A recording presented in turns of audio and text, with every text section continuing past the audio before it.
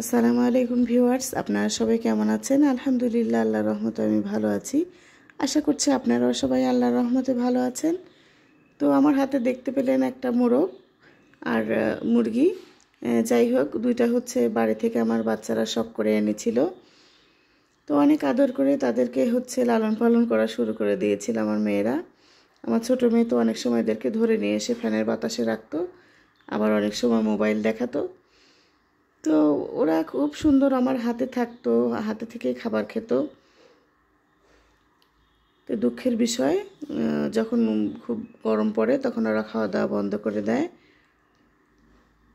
তো খাওয়া দাওয়া যখন বন্ধ করে দিল তখন আর ওদেরকে রাখতে পারলাম না, তাই ওদেরকে জবাই করে নিতে হলো।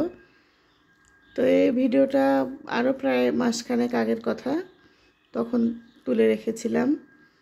তো তখন খাওয়া দাওয়া করতেছিল অল্প অল্প, কিন্তু পরে আর খাওয়া দাওয়া বন্ধ করে দিল যখন, তখন ওদেরকে জবাই করে নিয়েছি। তো ওদেরকে আর রাখতে পারলাম না। আমার মেয়েরা শখ করে ওদের নাম দিয়েছিল হচ্ছে চম্পা আর রাজু, যেহেতু একটা মোরগ আর মুরগি ছিল। তো চম্পা আর রাজুকে দিয়ে ওদের হচ্ছে মোরগ পোলাও রান্না করে দেব, যদিও এখানে মোরগ মুরগি দুইটাই আছে। তো আমি প্রথমে লবণ দিয়ে দিলাম, তারপরে দিয়ে দিলাম হচ্ছে জিরার গুঁড়া, তারপরে দিয়ে দিলাম হচ্ছে গোলমরিচের গুঁড়া, এখানে দিয়ে দিলাম মরিচ গুঁড়া।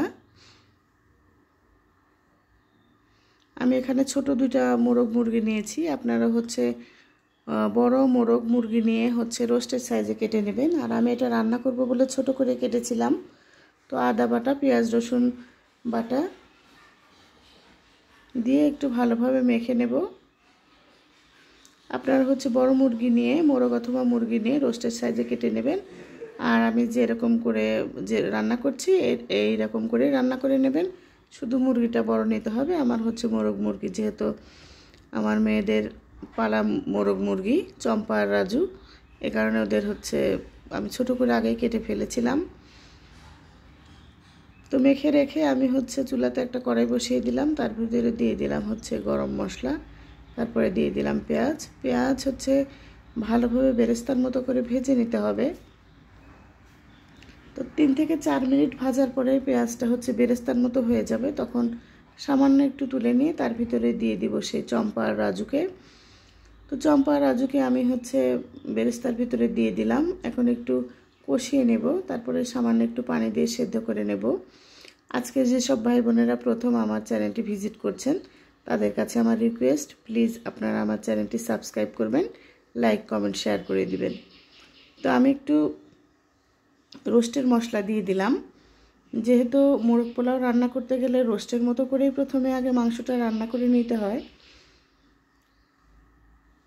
তো রোস্টের মশলা দিয়ে দিয়ে আরও কিছুক্ষণ নেড়ে আমি হচ্ছে আর সামান্য পানি দিয়ে একেবারে মাংসটা সেদ্ধ করে নেব।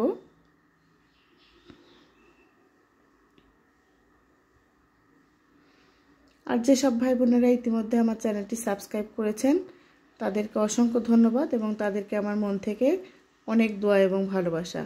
আর যেসব ভাই বোনেরা রেগুলার আমার ভিডিও দেখেন তাদেরকে বলছি, প্লিজ আপনারা একটা লাইক দিয়ে সম্পূর্ণ ভিডিওটা দেখবেন আর সুন্দর একটা কমেন্ট করে দিবেন। অনেকেই দেখছি যে আমি রান্না করছি হচ্ছে একটা আর তারা বলছে ভাজি। প্লিজ আপনারা উল্টাপাল্টা কমেন্ট করবেন না, সুন্দর একটা কমেন্ট করে দেবেন। আপনাদের একটা সুন্দর কমেন্ট আমার আগামী দিনে সুন্দর সুন্দর ভিডিও দিতে উৎসাহ প্রদান করবে। তো আমি আগে থেকেই হচ্ছে পোলার চাউলগুলো ধুয়ে রেখেছিলাম। সেই পোলার চাউলগুলো মশলার ভিতর দিয়ে 3 থেকে 4 মিনিট আমি ভালোভাবে ভেজে নেব।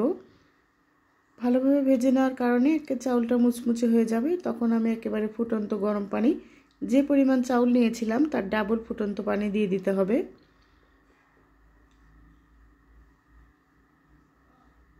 তো আমি হচ্ছে ফুটন্ত গরম পানি দিয়ে দিলাম।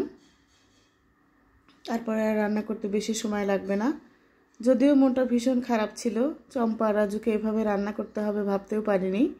ভাবছিলাম ওদেরকে অনেক বড় করব, কিন্তু ওরা খাওয়া দাওয়া ছেড়ে দিয়েছিল বলে এরকম করে ওদেরকে জবাই করে নিতে হলো।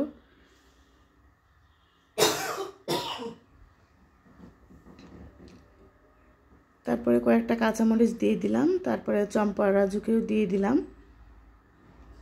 দিয়ে একটু নাড়া দিয়ে আমি ঢাকনা দিয়ে রাখবো হচ্ছে 7 থেকে 8 মিনিট।